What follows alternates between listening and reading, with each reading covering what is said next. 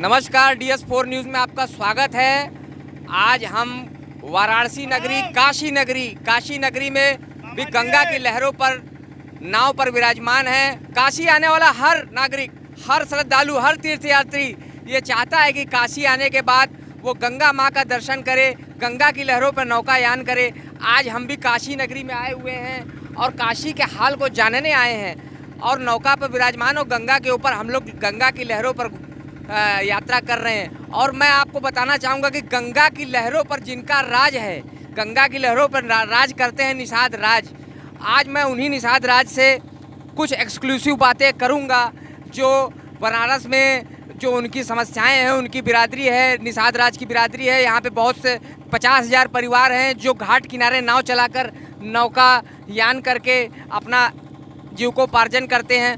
हम गंगा की लहरों पर विराजमान हैं। आइए जानते हैं भाई साहब से ज़मीनी हकीकत। भाई साहब, आप अपना नाम बताएं। मेरा नाम शंभूनाथ माझी है। मैं निषाद समाज से हूँ और मैं निषाद समाज से बिलोंग करता हूँ बनारस काशी में। देखिए, मैं बताना चाहता हूँ कि गंगा में और असली गंगा पुत्र हम लोग हैं, जो गंगा मैया में हम लोग का अपना अधिकार है और यही हम नाव चला के अपने परिवार का भरण पोषण करते हैं। अगर हम लोग एक दिन अगर नाव नहीं चलाएँगे तो समझ लीजिए कि हमारे घर में चूल्हा नहीं जलेगा। यही अगर हमारी नाव बंद हो जाती है तो काफ़ी समस्या का सामना हमारे परिवार को करना पड़ता है। राजघाट से लेके 80 घाट तक कम से कम हम लोग की 1100-1500 नावें हम लोग चलती है, छोटी बड़ी मिला के। अगर हम लोग एक दिन नावें अगर नहीं चलाते हैं तो हम लोग के परिवार में काफ़ी समस्या का सामना करना पड़ता है। और पिछले कुछ दिनों पहले जो कोविड के समय में करीब 18 महीना हम लोग बैठे हुए थे, तो उस समय भी कोरोना काल के समय में हम लोग का आर्थिक मदद कोई भी सरकार नहीं किया। जो हमारे काशी में गंगा में जो चलती है क्रूज, इस क्रूज हम लोग के बीच में लाकर लगातार वो चढ़ा रहा है, हम लोग का पेट मार रहा है। ये कोई उद्योगपति का है, ये सरकारी नहीं, कोई किसी प्राइवेट है, वो लगातार गंगा में क्रूज चला के हम लोग के पेट पर लात मारने का काम कर रहा है। भाई साहब, मैं पूछना चाहूँगा कि ये जो आपकी नाव है, ये पेट्रोल डीजल से चलने वाली नाव है। जिस हिसाब से पेट्रोल की डीजल के दाम में अप्रत्याशित वृद्धि हुई है, उससे आपके नाव रोजगार पर क्या असर पड़ा है? आपको क्या चुनौतियों का सामना करना पड़ रहा है? देखिए, हम लोग के सामने बहुत बड़ी चुनौती है, क्योंकि हम लोग मल्लाह ऐसे हैं कि हम लोग के पास कोई रोजी रोटी नहीं है। यही नाव चलाते हैं और यही मछली मारते हैं और यही खेती बाड़ी करते हैं। और डीजल, पेट्रोल, तेल सब काफ़ी बहुत महंगा हो गया है। आज से 12 साल पहले, 10 साल पहले यही हम लोग डीजल पेट्रोल 40 रुपये लीटर खरीदते थे।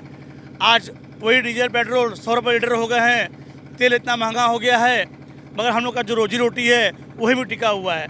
हम लोग 50 रुपये सवारी आज ही बढ़ाते हैं और पहले ही बढ़ा देते हैं। लकड़ी हम लोग इतना महंगा हो गया है कि उसमें वो समस्या का सामना करना पड़ रहा है। 2400 रुपये लकड़ी स्क्वायर फीट हम लोग का हो गया है। रस्सी बहुत महंगे हो गए हैं, बहुत कुछ महंगा हो गया है, मगर सरकार हम लोग की कोई मदद नहीं कर रही है। 2022 में चुनाव प्रस्तावित है उत्तर प्रदेश के। इस बार क्या देखते हैं आपकी सरकार को किन चुनौतियों का सामना करना पड़ेगा? क्या सरकार दोबारा सत्ता में आ सकती है?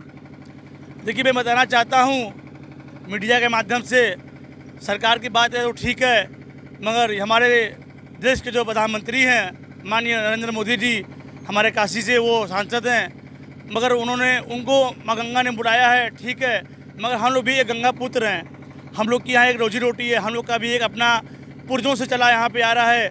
आज हमारी 5वीं पीढ़ी यहाँ हमारे काशी में हो गई है।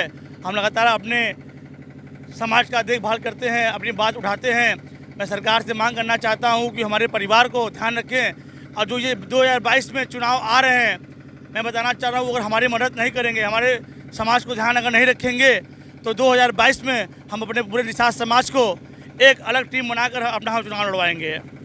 निषाद पार्टी भी इस समय चुनाव में उतरने वाली है। भाजपा ने उनको अपने पक्ष में कर लिया है। आप इसके बारे में क्या कहना चाहेंगे? देखिए, मैं बताना चाहता हूँ कि जो ये संजय निषाद गोरखपुर वाले हैं, अभी पार्टी के मुकेश सहनी हैं, ये 4 दिन की चांदनी है, फिर अंधेरी रात है। ये यहाँ पे आएंगे, चुनाव लड़ेंगे। चुनाव लड़ना हार जीत तो एक अपनी जगह एक अलग बात है, मगर 4 दिन के लिए आएंगे, भी वो चले जाएंगे। मगर लगातार जो हमारे समाज के बारे में सोचता है वो समाजवादी पार्टी सोचती है। कोई बात होता है तो समाजवादी पार्टी आगे आती है, बढ़ चढ़ के हमारे समाज के बारे में सोचती है और हमारे समाज के लिए बहुत अच्छा काम भी किया है समाजवादी पार्टी के लोग। निषाद समाज इस बार किसके तरफ रहेगा? इसमें देखिए चुनाव बहुत टफ है। इसमें से लगातार बहुत सारे पार्टी यहाँ पे देखिए, ऐसे रघु प्रताप सिंह वो भी लड़ रहे हैं, और ये ओम प्रकाश राजभर भी आ गए हैं इस समय सामने, अब मुकेश सहनी भी आ गए हैं, संजय निषाद भी आ गए हैं। मगर इसमें मामला बहुत टफ चल रहा है 2022 का। देखिए इस बार जिसकी सरकार बनती है, जो हमारे समाज के बारे में सोचेगा, जो हमारे समाज के बारे में सोचेगा, हम उसके बारे में सोचेंगे।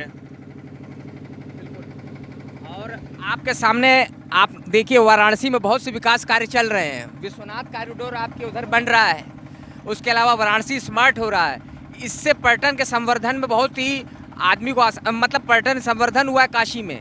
और आप क्या कहना चाहेंगे, काशी के लोगों की इनकम कुछ बढ़ी है? देखिए वो काशी में अगर वो डेवलप करना चाहते हैं तो वो अपना करें, मगर किसी का पेट मार कर ऐसा कोई काम न करे कि जो आदमी भूखिए प्यासे सो जाए।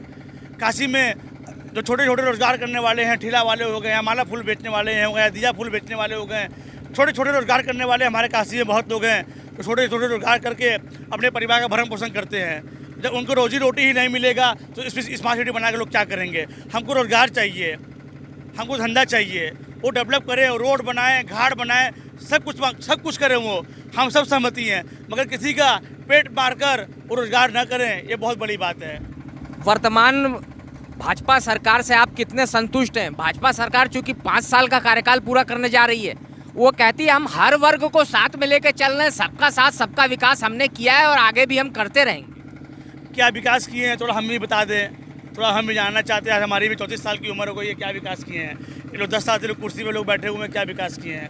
हमारे निसास जहाँ विकास किए होंगे वो किए होंगे, ठीक है, अपनी जगह बात है, मगर हमारे समाज के लिए कोई विकास नहीं किए हैं। जैसे हमारी नाव टूटी फूटी पड़ी है, उसी तरह पड़ी हुई है। गंगा में क्रूज चलवा दे रहे हैं, गंगा उस पार 2 नदी का बांटने के लोग काम कर दिए हैं, एक नदी वहाँ से भी लोग चालू कर दिए हैं। क्या विकास हुआ है आज तक? गंगा में कोई विकास हुआ है? वो कॉरिडोर बना रहे हैं, ठीक है, कॉरिडोर बन रहा है तो भाई आने वाले भविष्य में काशी का जो नाम है और ऊँचा चला जाएगा। माननीय प्रधानमंत्री जी से, माननीय योगी जी से हम गुजारिश करना चाहते हैं कि वो भी हमारे समाज के बारे में सोचे। हम भी एक नागरिक हैं, हम भी वोट देते हैं, हमारा भी एक स्थान है, हमारे समाज के बारे में सोचे। हमारे घर में छोटे छोटे बच्चे हैं, हमारा परिवार है, हमारे घर में कोई पढ़ा लिखा नहीं है, और कोई पढ़ा लिखा है तो हम लोग को आरक्षण नहीं मिल रहा है कि हम लोग के बच्चे कैसे परिवार में आगे बढ़ेंगे, कैसे नौकरी करेंगे। कि अगर नाव बंद हो जाता है तो हमारे बच्चे जो पढ़ लिख के अधिकारी बनेंगे, हमारी बहन अधिकारी बनेगी, हमारा भाई अधिकारी बनेगा, IAS IPS बनेगा। हमको भी आरक्षण देना चाहिए उन लोगों को। हमारे समाज के बारे में सोचना चाहिए। हमारे समाज में करीब 2 से 2.5 लाख हमारा परिवार है जो इस घाट से जुड़ा हुआ है, एक गंगा मैया से जुड़ी हुई हैं। मैं गुजारिश करना चाहता हूँ माननीय प्रधानमंत्री जी से, अगर आप गंगा पुत्र बनना चाहते हैं हमारे काशी में, हम लोगों को निषाद समाजों का दिल देना चाहते हैं, तो हम लोग के परिवार के बारे में सोचें। मगर हम लोगों ने सोचा था कि गरीब मध्यम के लोग हैं प्रधानमंत्री जी, गरीब लोग जो होते हैं वो गरीब के बारे में काफ़ी सोचते हैं, मगर हम लोग को ये जानकारी नहीं हुआ कि कुर्सी पे बैठने के बाद हम लोग के समाज के बारे में नहीं सोचेंगे। क्योंकि मैं भी उस समय 2017 के समय में मैं भी अपने पूरे परिवार के साथ प्रधानमंत्री जी को मैंने वोट दिया था, मगर हमको इस बात का विश्वास नहीं था कि आने वाले समय में इतना समस्या का सामना करना पड़ेगा हम लोगों को। मगर अब देखिए कि हमारा समाज भी जान रहा है।